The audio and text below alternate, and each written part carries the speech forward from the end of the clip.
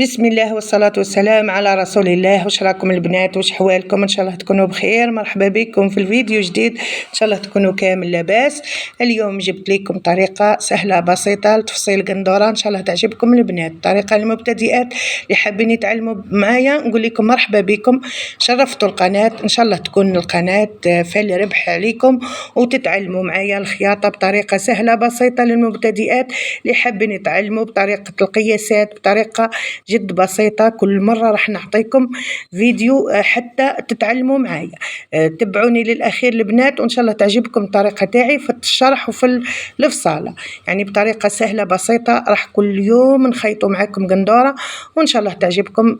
هذه القندورة البنات أنا راح نطرزها، ما نوقفهاش معاكم، يعني كل مرة راح نعطيكم درس جديد وشكل جديد وعلى المباشر، يعني راح نفصل لكم على المباشر باش تشوفوا الطريقة السهلة البسيطة بلا ما نكتب، يعني نديرها لكم في أوراق ولا طول على القماش. يعني الدورات اللي راكم ديروها بالدراهم وما يعطوكمش المعلومات كاملة، اليوم راح نعطيها لكم بطريقة بسيطة جدا وعلى يعني على القماش مباشرة بلا أي تعقيدات. إن شاء الله تعجبكم الطريقة تاعي، إن شاء الله تعجبكم طريقة التفصال.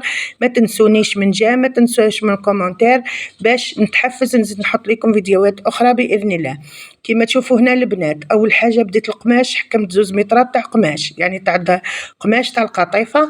نحيت له ليزيار، هذه البنات لازم تنحوا ليزيار، هذيك الحاشية اللي تجي شغل رهيفة شوية وتجي شغل مزيقة هكا، يعني اللي تجي من اللوزين، هذيك تاع 1 سنتيمتر هكا نحكموها كاملة بالمقص نحوها.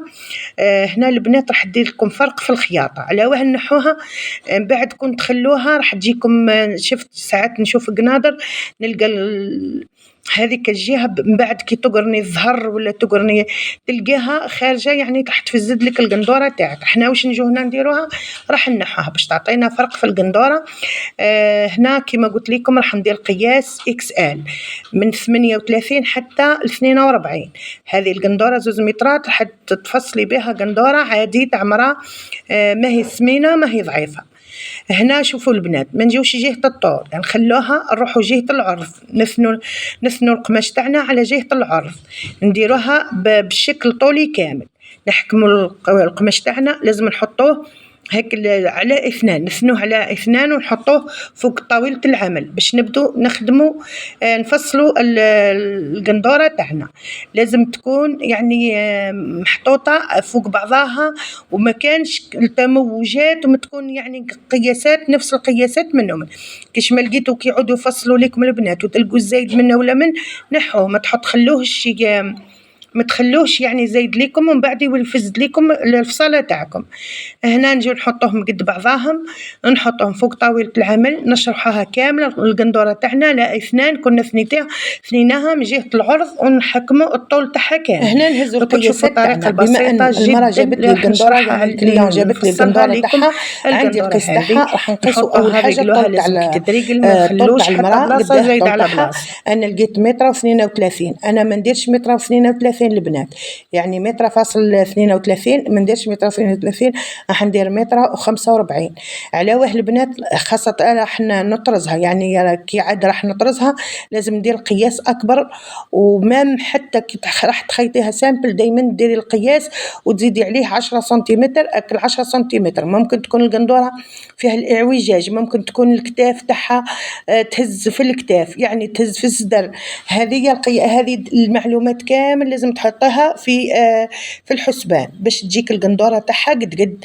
احنا عندنا القياس تاعها بس احنا دايما نديرو بزياده باش فيه تجاعيد ونخدمو ما تجيناش ما يكون الخدمه تاعنا يعني تجي القندوره تاعنا من جهه لازم تحطيه فوق بعضها قد جيست، لازم يكون جيست. كما قلت لكم تجيبوا جهه الطول. بعد ما تجيب جهه الطول يعني دايما نديرو زياده على الطول. هنا الطول تاعنا كما قلت لكم كانت عندي متر و32، انا واش راح ندير متر و45. هنا بالنسبة لمحيط الصدر راح نهزو، أنا لقيت لها 26، أنا راح ندير 30 سنتيمتر بزيادة. يعني من بعد هذه البنات راح تتكل في الفصالة وراح ندير 2 خياطات. على واه ندير 2 خياطات، دايما ندير 2 خياطات أونكات المرا سمانت الكليون سمانت ولا ضعفت. إذا ضعفت هاني نقص لها، وإذا سمانت تحل يعني الخياطة الأولى باش ما تجيهاش ضيقة. يعني البنات راني نهضر ياسر باش نعطيكم كامل تفاصيل كيفاه تخموا باش تبداو تفصلوا قندوره تاعكم. هنا قصت الطول تاع الذراع لقيتو 52 سنتيمتر، يعني عادي قد.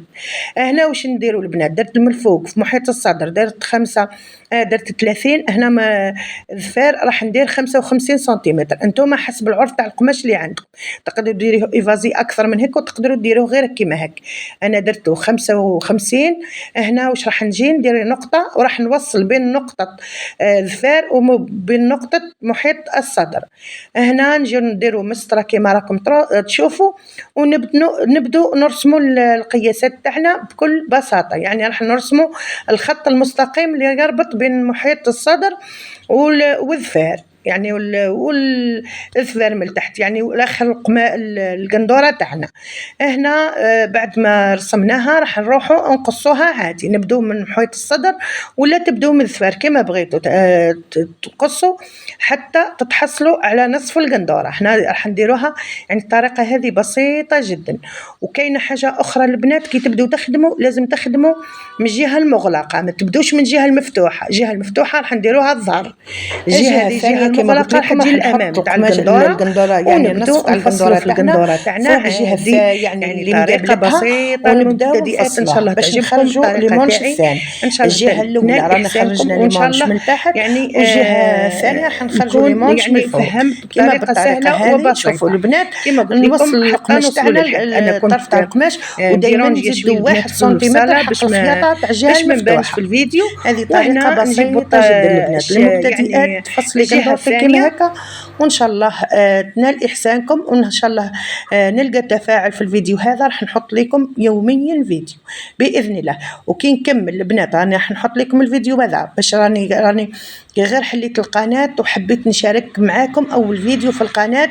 كنت غير نحط لكم في الموديلات باش تتفاعلوا بارطاجوا القناه تاعي باش توصل اكبر عدد من المشتركين والمشاهدين، باش نزيد نتحفز ونزيد نحط لكم فيديوهات اخرى باذن الله. هنا زدت نحيت ليمونش، هذا ليمونش الاول.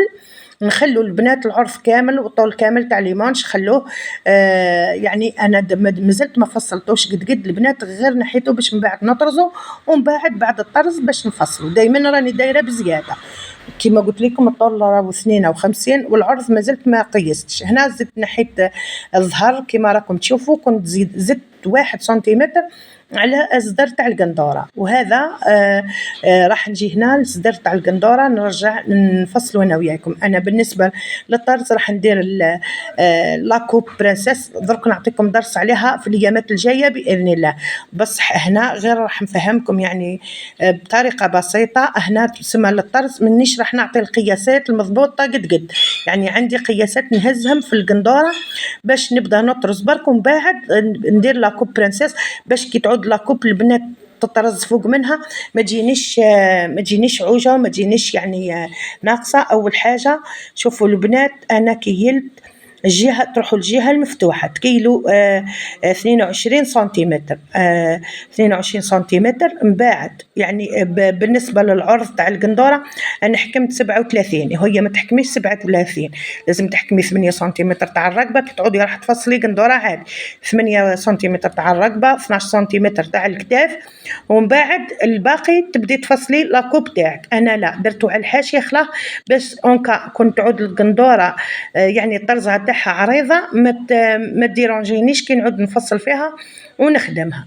هذه هي الطريقه البنات تاعي السهله البسيطه اللي راح نخدمها. هنا ندير حتى حرده الابط راح نديرها على الحاشيه خلا.